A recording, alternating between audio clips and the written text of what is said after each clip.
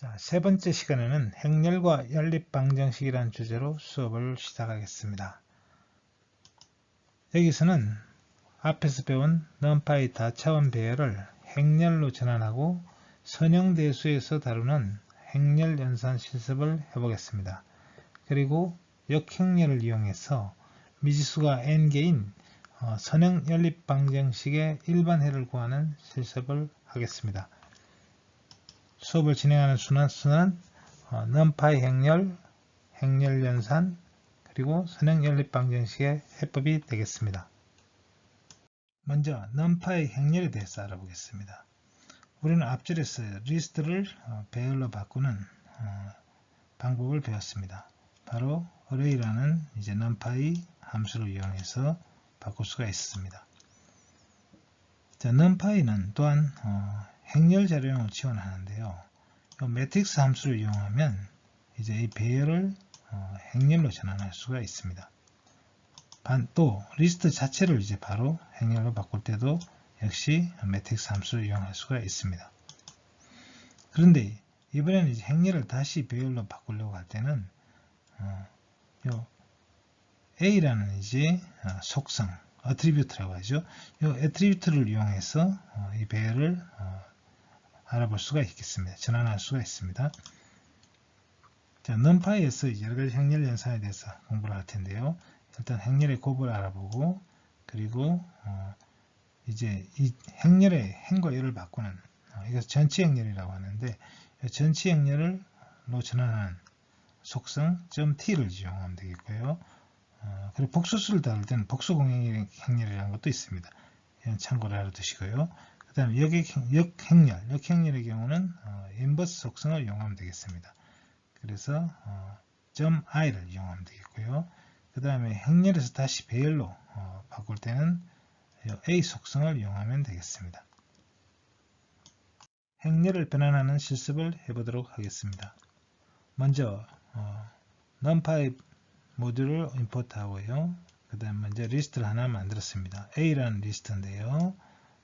1, 2, 3, 4, 5, 6 이제 리스트 안에 리스트가 있는 형식의 이제 리스트가 되겠습니다. 자, 이 리스트를 이제 배열로 바꾸려면 array라는 함수를 이용하면 되겠습니다. 그래서 배열이 이렇게 2행 3열 배열이 만들어졌습니다. 이번에는 이제 이 배열을 행렬로 바꿔보겠습니다. 행렬을 바꾸는 함수는 매트릭스라는 함수입니다. 그래서 배열 B를 여기다 넣어주면 이제 매트릭스 안에 넣어주면 이것이 행렬로 바뀌겠습니다. 그래서 행렬로 바뀐 것을 볼 수 있습니다. 이번에는 이제 리스트에서 직접 행렬을 만들어 보겠습니다. 그때 매트릭스 안에 이제 리스트를 넣어주면 이제 리스트가 바로 행렬로 바뀌겠습니다. 이번에는 행렬을 다시 배열로 바꿔보도록 하겠습니다. 그러려면 이제 이 행렬 C가 있죠. 이 행렬 C에 A라는 속성을 이용하면 이 A라는 속성이 array입니다. array 속성, 즉 배열이라는 속성이죠. 배열 속성을 넣어주면 이제 이게 배열로 다시 바꾸게 되겠습니다. 다음은 난수 배열을 난수 행렬로 만들어 보겠습니다. 자, 여기 배열이 있고요. 이 배열은 시드를 이용해서 만들었고 랜드로 주어졌으니까 이제 0에서 1 사이에 이제 균일한 배열이 균일한 난수로 이루어진 배열이 되겠습니다. 3행 3열이 되겠네요. 3행 3열 난수 배열이 되겠습니다. 자, 이 배열을 이제 행렬을 바꾸는 방법은 간단합니다. 그냥 매트릭스 함수를 이용하면 되고요. 여기다가 배열을 넣어주면 이것이 매트릭스로 전환이 되겠습니다. 그래서 실제로 이제 모양은 거의 똑같은데요. 단지 하나는 행렬이고 하나는 배열이라는 차이만 있을 뿐입니다. 행렬 중에 특수한 행렬이 단위 행렬인데 대각선만 이루고 나머지는 전부 영인 행렬입니다. 이 행렬은 어떤 행렬에 곱해도 행렬이 변하지 않습니다. 자, 그래서 이 단위 행렬을 만드는 방법은 이제 배열에 이제 i를 이용하는 거죠. npi를 이용하면 3행 3열인 이제 대각선만 1인 배열이 나옵니다. 이 배열을 매트릭스 행렬로 전환했습니다. 근데 행렬로 전환하면 이 값들이 항상 이제 실수로 바뀝니다. 그래서 정수 타입을 만들고 싶으면 D 타입에서 INT, I4로 해주든지 아니면 이제 이것을 NP-INT 32로 해주면 됩니다. 32비트 정수가 되니까요. 그리고 이렇게 만든 이 배열을 행렬을 출력하기 위해서 DI를 또 붙여줬습니다. 그래서 행렬이 만들어졌는데 대각선의 1인 단위 행렬이 됐죠. 자, 이 단위 행렬에 이제 또 다른 행렬 하나 만들어 보겠습니다. 여기서 1부터 9 사이에 있는 숫자로 되어 있고요. 그리고 0부터 이제 8 사이가 되겠네요. 0부터 8 사이에 되어 있고 리쉐이프 3x3로 했으니까 삼행삼렬인 이제 정수 행렬이 되겠습니다. 자, 이것도 출력을 했으니까 이제 나왔고요. 그리고 여기다가 이제 단위 행렬과 이 A라는 행렬을 한번 곱해보면 이 행렬은 A 행렬 그대로 나오죠. A 행렬이 변하지 않는 것을 확인할 수 있습니다.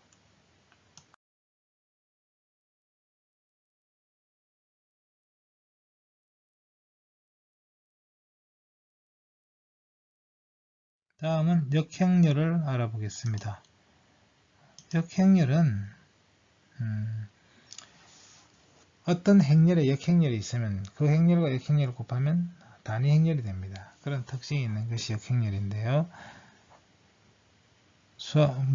대수에서 말하면 이제 역수가 되겠습니다. 어떤 수와 역수를 곱하면 1이 되죠. 그래서 이 역행렬의 예를 보기 위해서 일단 행렬 1, 2, 3, 4로 이루어진 2열짜리 행렬을 만들고요. 그리고 이 행렬을 m이라고 했는데 이 행렬의 역행렬을 이제 구하려면 i라는 속성을 이용하면 됩니다. 그래서 m. 대문자 i요. i를 해주면 이 행렬의 역행렬을 numpy에서 이제 구해줍니다. 그래서 그러면 이 행렬이 역행렬이냐? 역행렬을 구하는 방법은 좀 복잡합니다. 이것은 이제 여러분들이 선형대수학에서 배워야 되는데 이 시간에는 하지 않겠습니다. 왜냐하면 좀 복잡하고 이것 때문에 이제 더 코드가 어려워지니까요. 지금은 역행렬이라는 게 있고 역행렬을 이제 이 numpy에서는 그냥 i 속성을 이용하면 구해진다 이렇게만 알면 되겠습니다. 그러면 이제 이 행렬과 역행렬은 서로 곱하면 단위 행렬이 나와야 되겠죠. 실제로 그걸 확인해 보겠습니다. 자, m 곱하기 m.i. 자, 이 점이라는 건 이제 어떤 이 m이 이제 배열이잖아요. 배열이 아니라 행렬이잖아요. 행렬도 하나의 객체입니다.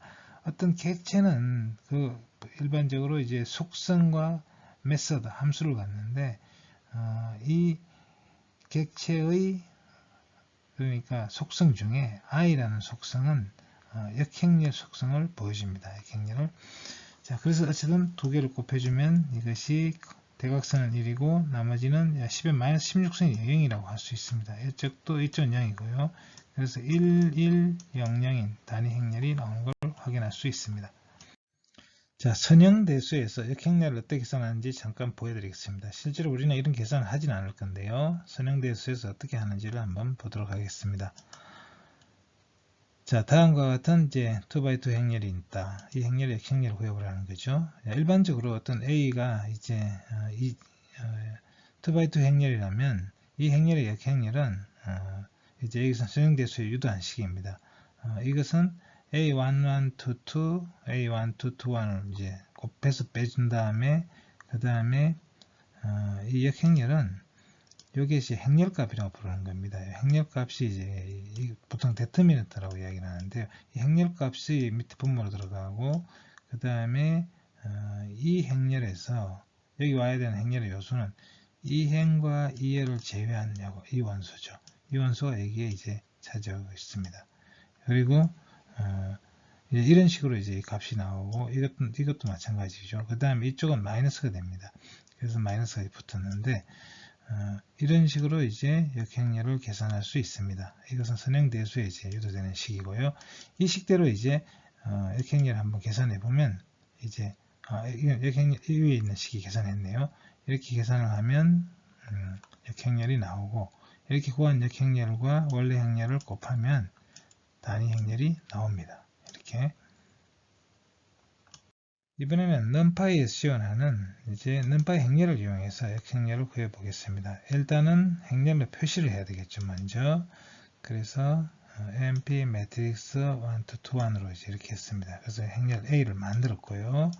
그 다음에 행렬 A만 만들면 그 다음 뭐 역행렬은 A.I 하면 됩니다. 바로 I 속성이 역행렬이니까요. 그리고 확인도 간단하게 합니다. A 곱하기 A.I. 그래서 단위 행렬이 나오는 걸 확인할 수 있습니다. 그래서 여러분들이 이제 그래서 numPy를 이용하면 선형대수의 복잡한 문제, 이게 이제 2x2 행렬은 이렇게 행렬 구하는 게 그나마 쉬운 겁니다. 그런데 3x3 행렬이나 4x4 행렬을 가면 정말 복잡해져요. 그런데 numPy를 이용하면 이것이 아무리 많아도 그냥 이렇게 행렬은 A.I 이렇게 써하면 됩니다. 그러면 이제부터는 이제 행렬 연산을 해보도록 하겠습니다. 행렬 A와 B가 있는데 A와 B를 이제 만들고요. 그리고 이 A와 B를 합해 보겠습니다. 행렬의 합은 각각의 요소들을 합해주면 됩니다. 그래서 여기 1, 2, 3, 4, 5, 6이라는 행렬이 있고 0, 1, 0, 0이 단위 행렬이네. 단위 행렬이 있는데 이거 두 개를 더하면 1행 1열, 이걸 합해주면 바로 여기 1행 1열이 나옵니다. 2가 나왔죠. 자, 그러면 맨 끝에 볼까요? 9가 있고 1이 있으니까 10이죠. 그래서 10이 나왔습니다.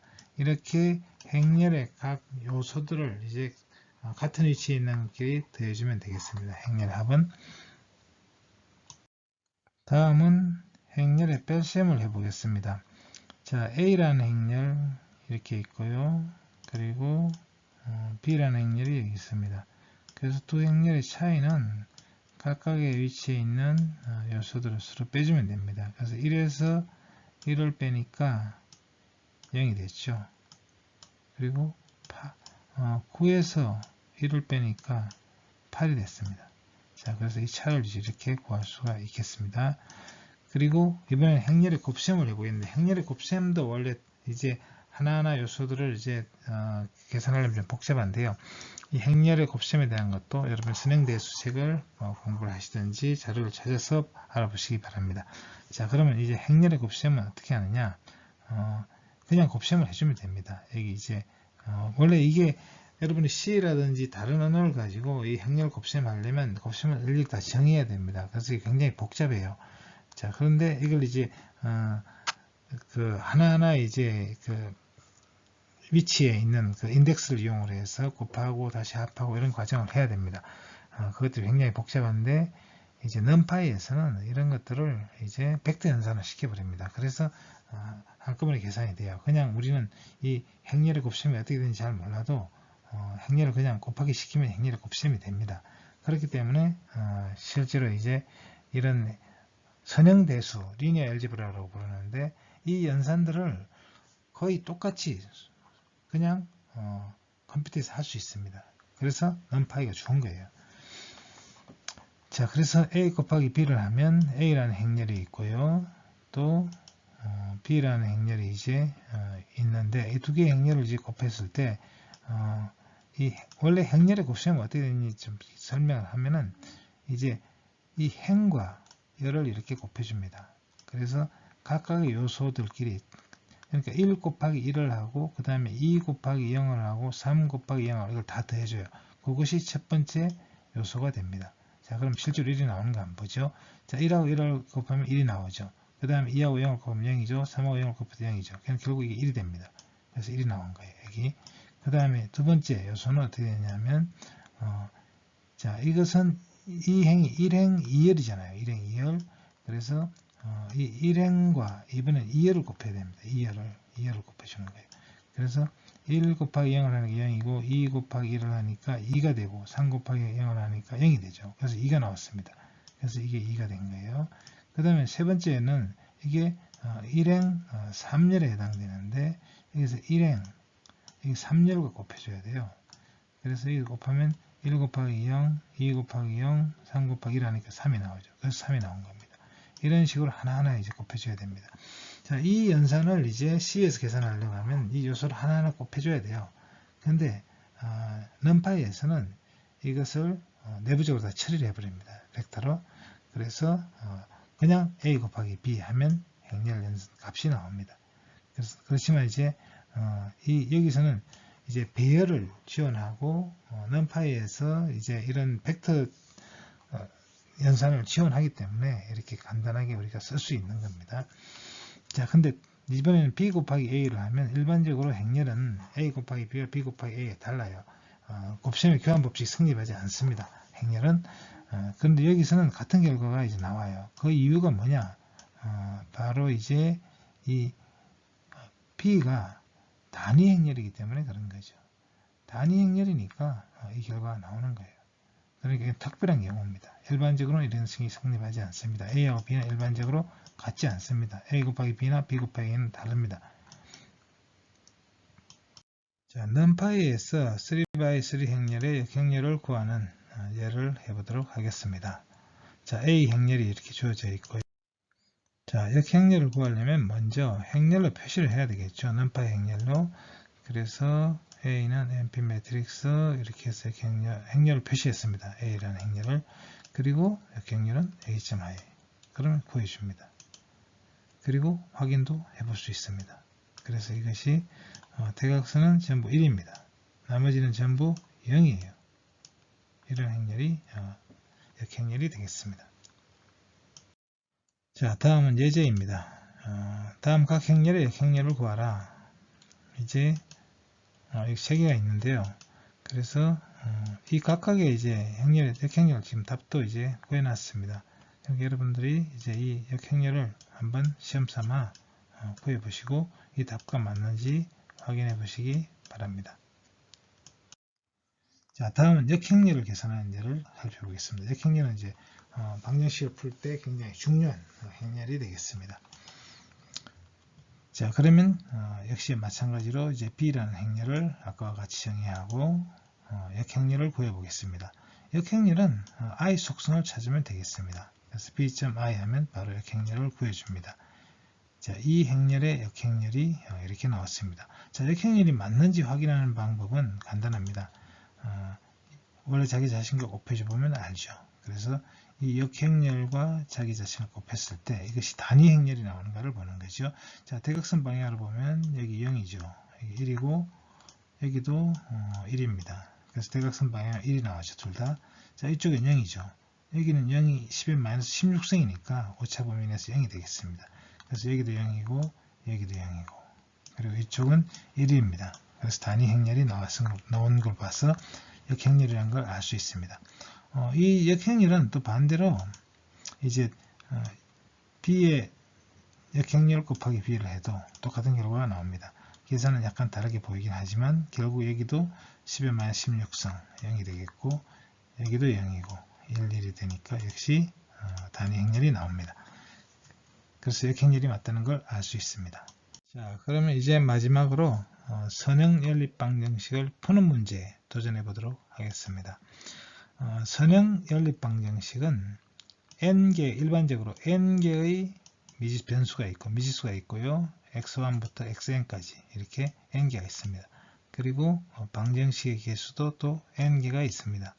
자, 이런 이제 1차 연립 방정식인데 미지수가 n개인 이 방정식의 해를 푸는 방법은 연립 방정식 해를 푸는 방법은 가감법, 대입법, 그리고 치환법 등이 있지 않습니까?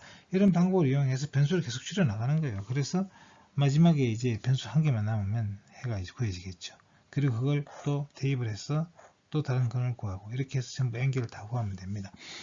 이론적으로는 쉽지만 이 미지수가 많아지면 많아질수록 시간이 많이 걸립니다. 이것이 만약에 미지수가 한 1000개쯤 된다 그러면 이거 풀려면 평생 풀어도 못 풀어요. 자, 이런 것들을 이제 우리는 컴퓨터를 이용해서 쉽게 풀 수가 있습니다. 자, 그 푸는 방법을 여기서 알려드리겠습니다. 자, 이것을 일단 행렬식으로 바꾸겠습니다. 자, 행렬식으로 이것을 바꾸면 미지수가 이제 앞에 있는 개수죠. 이 변수 앞에 붙는 개수. 이 개수로 행렬을 만들 수 있어요. 이것을 개수 행렬이라고 부르는데, 이 개수 행렬이 있고, 그 다음에 이 변수를 또 하나의 행렬을 만듭니다. 근데 보통 이제 이렇게 1차원 행렬은 벡터라고 불러요. 그래서 이것이 이제 벡터가 되겠습니다. 그리고 이 상수, 이 상수 또 하나의 이제 벡터가 됩니다. 그래서 이런 방정식이 돼요. 그래서 이 방정식은 개수 행렬, 변수 벡터, 상수 벡터로 이루어지는 방정식이 되겠습니다. 그리고 이것은 이렇게도 쓸 수 있겠어요. 이 행렬을 A라는 문자로 표시한다면, 그리고 X는 이제 벡터가 되겠죠. B도 벡터죠. 그래서 AX는 B다. 이런 방정식이 되겠는데, 실제로는 방정식이 하나가 아니라 이 행렬이 n by n 행렬이니까 n개의 방정식을 이제 하나의 식으로 표시한 거죠. 그렇죠? 그러면 실제 선행 연립 방정식을 풀어보도록 하겠습니다. 자, 이 경우는 이제 변수가 3개인 이제 3은 1차 연립 방정식이 되겠네요.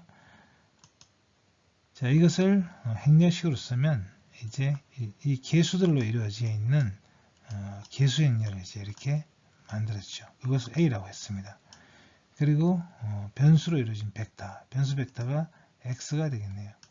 그리고 상수 벡터 이렇게 있습니다. 자, 이렇게 해서 개수 행렬을 일단 num파이 행렬을 만들어야 되겠죠. 그래서 매트릭스 여기서 2, 1, 3 매니줄이요. 그 다음에 4, 1, 2, 3, 2, 1 이렇게 쓰시면 됩니다. 이렇게 해서 개수 행렬을 만들면 이제 끝난 거예요. 사실은 이미. 자, 그리고 A를 실제로 이제 한번 확인해 보죠. 그러면 다음에는 상수 벡터를 만들어야 되겠죠. 그래서 B라는 이제 이 벡터는 이제 1차원 행렬이죠. 그래서 146 이렇게 쓰면 되겠습니다. 그리고 이제 방정식에는 그럼 어떻게 되느냐? 방정식이 이제 AX는 B 이렇게 되어 있잖아요. 그죠? 자, 그럼 여기서 좀 쉽게 말하면 이 X를 구하려면 어떻게 돼요? A를 이쪽으로 넘겨줘야 됩니다. 이쪽으로 넘겨준다는 건 결국 뭐냐 하면 이 행렬의 양쪽에 이제 역행렬을 곱해줘요. 앞에다가 이 앞에도 A 역행렬을 곱해줍니다. 이렇게 곱하면 A 역행렬 곱하기 A는 단위 행렬이죠. 단위 행렬이 되어버립니다. 그리고 이쪽은 A 역행렬 B가 되겠죠. 그래서 결국 어떤 행렬의 단위 행렬 이제 단위 행렬이 변수 x에다가 단위 행렬을 곱했다는 건 결국 뭐겠어요? 바로 자신이 나오죠. 그래서 결국 x는 a 역행렬 그리고 b 벡터 이렇게 곱해준 게 나옵니다. 결국 이게 뭐냐면 바로 이 식이에요. 이 식이 이제 a의 역행렬 a.i죠 곱하기 그리고 b의 이건 트랜스포저 전치라고 부르는 건데 왜 전치를 시켜야 되냐면 이제 이 행렬이 이제 3x3 행렬이잖아요. 그죠? 그런데 이 벡터는 지금 이대로 쓰게 되면 어떻게 돼요? 1 곱하기 3 행렬이에요. 그러니 곱할 수가 없습니다. 이 트랜스포즈 시켜야 돼요. 이렇게 행과 열을 바꿔줘야 된다. 3행 곱하기 1열을 바꿔야 돼요. 그것이 바로 전치 행렬이라는 건데 그 행렬을 바꿔준 겁니다. 그러니까 이걸 쉽게 말하면 146을 쓰지 않고 이렇게 이제 1, 4, 6 이런 이제 벡터를 바꿔줘야 돼요. 그렇죠? 그래서 전치를 시킨 겁니다. 자, 그래서 계산을 하면 1, 2, 1이 나옵니다. 자, 그럼 이게 뭐냐? 이게 답이에요. 1, 2, 1. 자, 그럼 이게 답이 맞는지는 어떻게 알죠? 확인해 봐야 되겠죠. 어디다가 원래 방정식 AX는 B가 맞는 걸 봐야 돼요. 그래서 다시 말하면 개수 행렬 A에다가 이 솔루션, 이 벡터를 곱해줘서 B가 나오는 걸 봐야 되겠죠. 그래서 A 곱하기 X를 해보면 이게 146이 나옵니다. 그래서 이것이 바로 상수 벡터가 나와요. 그러니까 맞았다는 걸 알 수 있습니다. 자, 그래서 우리는 일반적으로 미지수가 아무리 많다 하더라도 풀 수 있습니다. 그래서 이것을 여러분들이 이제 5원 1차 연립 방정식을 한번 풀어보시기 바랍니다.